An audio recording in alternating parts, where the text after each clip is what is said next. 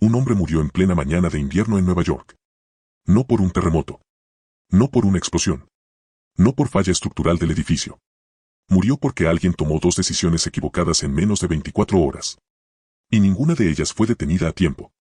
Lo que cayó ese día era una de las grúas más grandes jamás operadas en suelo americano. Y lo que reveló la investigación después, eso es lo que la industria de la construcción preferiría que nunca supieras. Quédate. Porque esto no es el accidente que parece.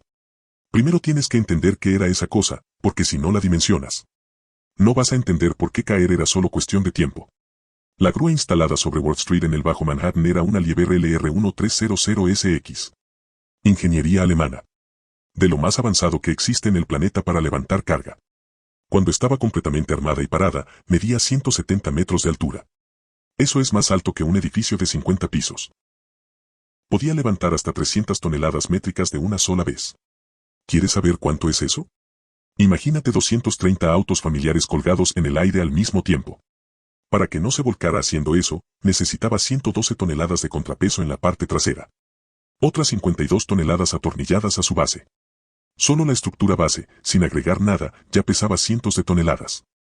Se movía sobre orugas de acero, como un tanque gigante. Lo que le permitía reposicionarse sin desarmarse completamente. Su pluma era de celosía, una red de acero que la hacía ligera pero brutalmente resistente.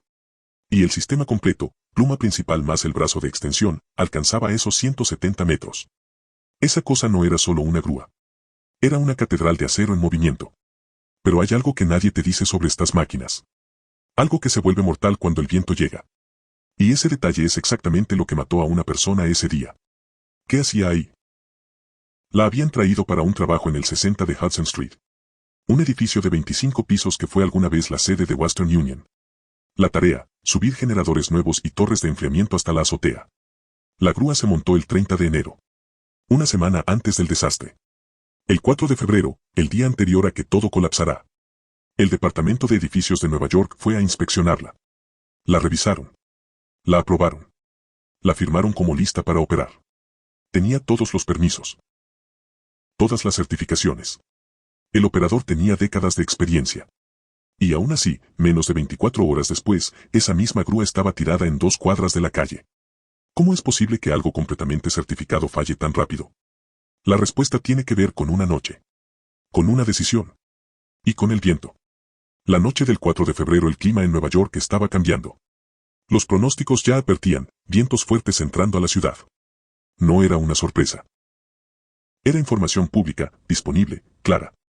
La grúa estaba completamente extendida, apuntando casi recto hacia el cielo. En medio de una de las calles más densas del Bajo Manhattan. El ángulo de la pluma esa noche, 87.4 grados. Casi vertical. El último registro del sistema de a bordo, 6:53 de la tarde. Y después de eso, nada. Nadie bajó la pluma. Nadie aseguró la máquina. La grúa pasó toda la noche parada, expuesta, mientras el pronóstico de viento seguía activo. Aquí está lo que el manual del fabricante dice, literalmente. Cuando se anticipan vientos superiores a 24 kilómetros por hora. La pluma debe bajarse con anticipación. Antes de que el viento llegue. No después. El pronóstico estaba disponible. El manual era claro. La grúa siguió parada. Y esa omisión, esa inacción de unas pocas horas en la noche, desencadenó todo lo que pasó al día siguiente. Antes de lo que pasó en la mañana, necesitas entender algo de física. Porque esto no es solo un error humano. Es algo que, una vez que arranca, ya no tiene reversa. Cuando la pluma de una grúa de orugas apunta al cielo, casi vertical. El viento no es gran problema. Pasa entre las celosías, fluye alrededor. Y la estructura lo maneja bien. La forma es alta, delgada y equilibrada. Pero en el momento en que empiezas a bajarla, todo cambia. La pluma de esta grúa medía 59 metros. El brazo de extensión, 113 metros más. Cuando ambos estaban inclinados hacia arriba, le presentaban una cara estrecha al viento. Pero al comenzar a bajarlos, toda esa estructura rotaba de vertical a horizontal. De apuntar al cielo, a apuntar a través de la calle. Y ahí dejaba de cortar el viento para recibirlo de frente. 113 metros de superficie actuando como una vela gigante de acero. ¿Recuerdas el experimento de la regla? Sosténla de canto en el viento, casi no sientes nada. Ponla plana. La fuerza que intenta arrancártela es brutal. Ahora imagina que esa regla pesa 27.000 kilogramos. El fabricante lo sabía. Por eso sus propias especificaciones decían algo muy específico. La pluma nunca debe bajar de 75 grados durante la operación. Eso es lo que decía el manual. Lo que pasó el 5 de febrero fue diferente. Amaneció el 5 de febrero de 2016. Nevando. Viento subiendo rápido. El equipo llegó a Wall Street y encontró la grúa exactamente donde la habían dejado. Completamente extendida, apuntando al cielo, con el viento ya golpeando. El operador, Caden Raleigh, décadas de experiencia, licencia en regla. Tomó una decisión, había que bajar la pluma ahora. No la noche anterior. Ahora. Con la tormenta ya encima. El anemómetro dentro de la cabina marcaba 29 kilómetros por hora cuando comenzó el proceso. Riley lo intentó una primera vez. La máquina respondió mal. La pluma reaccionó al viento. La detuvo. La volvió a subir. Luego lo intentó por segunda vez. Y en ese segundo intento, la pluma bajó hasta 69.4 grados. Recuerda, el límite del fabricante era 75 grados. Esos 5.6 grados de diferencia, con esa longitud de brazo y ese viento, marcaron la línea entre manejable y el fin de todo. La grúa comenzó a girar. Tomó velocidad. Y en ese momento ya no había nada que nadie pudiera hacer. Los testigos lo vivieron diferente según donde estaban parados. Algunos escucharon primero un gemido metálico profundo que se convirtió en algo parecido a una detonación. Otros miraron justo a tiempo para ver la pluma ya en movimiento. Girando, acelerando, imposible de detener. Un trabajador de construcción que estaba cerca dijo que primero se tambaleó. Y luego simplemente, se fue. Los datos de la computadora de a bordo, descargados después por OSA, lo documentan con precisión brutal. El ángulo de la pluma llegó a 0 grados. La máquina completa volcó 180 grados. La base, con todos sus contrapesos, quedó completamente boca abajo. La cabina del operador terminó mirando al suelo. La pluma y el brazo de extensión cayeron sobre Wall Street, golpeando varios edificios en su camino. Los escombros se extendieron a lo largo de 2 cuadras completas. Todo ocurrió en aproximadamente 10 segundos. David Beach tenía 38 años. Matemático. Había llegado de Praga siendo adolescente, casi sin inglés, y había logrado graduarse de Harvard y construir una carrera como operador financiero en Nueva York. Esa mañana iba caminando a su oficina, a 5 minutos del lugar. Estaba cerca de un auto estacionado en Wall Street cuando la pluma cayó sobre él. Murió en el instante. 3 personas más resultaron heridas. Kevin Raleigh sobrevivió dentro de la cabina volcada, con lesiones menores. En cuestión de horas, el alcalde de Blasio ordenó parar todas las grúas de la ciudad. 376 grúas de orugas. 53 grúas torre. Paralizadas al mismo tiempo. La limpieza tardó más de una semana. La grúa fue cortada en 35 piezas con sopletes. En pleno invierno, bloqueando varias calles del Bajo Manhattan. Pero el daño real, el que nadie vio venir, lo reveló la investigación. La investigación fue doble, el Departamento de Edificios de Nueva York y una empresa independiente llamada Crane Tech Solutions. Ambas llegaron exactamente a la misma conclusión. Los datos del sistema de a bordo no mienten. Riley tenía información disponible la noche anterior. El pronóstico de viento era público. El manual del fabricante era claro. Y la grúa se quedó parada toda la noche de todas formas. La mañana siguiente, con la tormenta ya encima, intentó bajar la pluma por debajo del ángulo mínimo de operación. ¿La conclusión oficial? Riley no midió las consecuencias. Y alguien murió por eso. En diciembre de 2016 le suspendieron la licencia.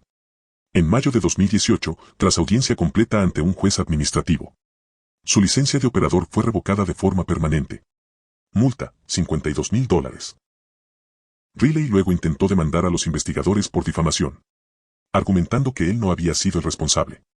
El departamento respondió sin rodeos. La investigación mostró que actuó sin medir nada. Punto. Y el costo económico terminó de mostrar el tamaño real del desastre. En 2025, 9 años después del colapso, el caso se cerró con un acuerdo de $272.5 millones. El pago por accidente de grúa más grande en toda la historia de Estados Unidos. La empresa dueña de la grúa, el operador, el contratista y el propietario del edificio, todos contribuyeron. Pero aquí está lo que nadie esperaba. La grúa había sido inspeccionada y aprobada 24 horas antes de colapsar. No había falla mecánica. No había defecto de fabricación. No había debilidad estructural en el acero. La máquina estaba perfecta. Lo que falló fue una cadena de malas decisiones tomadas en 2 días, sin que nadie tuviera, o ejerciera, la autoridad para frenarlo. La máquina no estaba rota. El proceso alrededor de ella, sí. El colapso de Wall Street movió cosas que otros accidentes no habían logrado mover. El Departamento de Edificios introdujo la reforma de seguridad de grúas, más grande en la historia de la ciudad. Y varias de esas reglas nuevas apuntaban exactamente a lo que falló esa noche. La primera y más importante, prohibición total de configuraciones de grúas de orugas que requieran bajar la pluma al suelo con vientos de 32 kilómetros por hora o menos. O sea, en palabras sencillas, si tu grúa no puede bajarse a tiempo antes de que el viento llegue, esa configuración ya no puede operar en las calles de la ciudad. La combinación exacta de maquinaria que estaba en Wall Street ese día ya no está permitida. Se introdujo también un límite de 25 años de antigüedad para todas las grúas activas. Anemómetros obligatorios en tiempo real. Planes de acción específicos por sitio para condiciones de viento, presentados y aprobados antes de iniciar el trabajo. Y una figura nueva, el director de elevación, obligatorio y físicamente presente en cada operación con grúas grandes. Su única responsabilidad, monitorear el clima de forma continua y proteger a los peatones en todo momento. También se volvió obligatorio un director de montaje y desmontaje. Cada vez que una grúa se arma o se desarma. Si alguien con ese rol hubiera existido la noche del 4 de febrero, la pluma ya hubiera estado en el suelo antes de que llegara la tormenta. Pero ¿sabes qué es lo más inquietante de todo esto? Wall Street no fue la primera vez que Nueva York tuvo que reescribir sus reglas de grúas después de una tragedia. En 2008, 8 años antes, 2 grúas torre colapsaron en Manhattan con meses de diferencia. 9 personas murieron. Vinieron nuevas reglas después de eso también. Y en 2016 pasó de todas formas. La ciudad no dejó de legislar. En diciembre de 2025, casi una década después del colapso, Nueva York añadió otra capa, sistemas obligatorios de supresión de incendios. En todas las grúas torre diésel operando en la ciudad. La pregunta que nadie quiere responder es cuántas tragedias más hacen falta para que las reglas lleguen antes que los accidentes. La Lieber LR1300SX que cayó sobre Wall Street el 5 de febrero de 2016. Era una máquina fuera de serie. Certificada, inspeccionada, capaz de todo. La ingeniería no fue el problema. 170 metros de acero enfrentando vientos de más de 40 kilómetros por hora. Bajada más allá de su ángulo seguro de operación. Sin que nadie pudiera, o quisiera, detenerlo. Eso fue el problema. La máquina hizo exactamente lo que la física le exigía. Todo lo que la rodeaba falló en impedirlo. Y esa es la lección que la industria de infraestructura sigue aprendiendo, o evitando aprender. Cada vez que se construye algo enorme en medio de una ciudad. Porque los proyectos de infraestructura no se caen solo cuando el acero falla.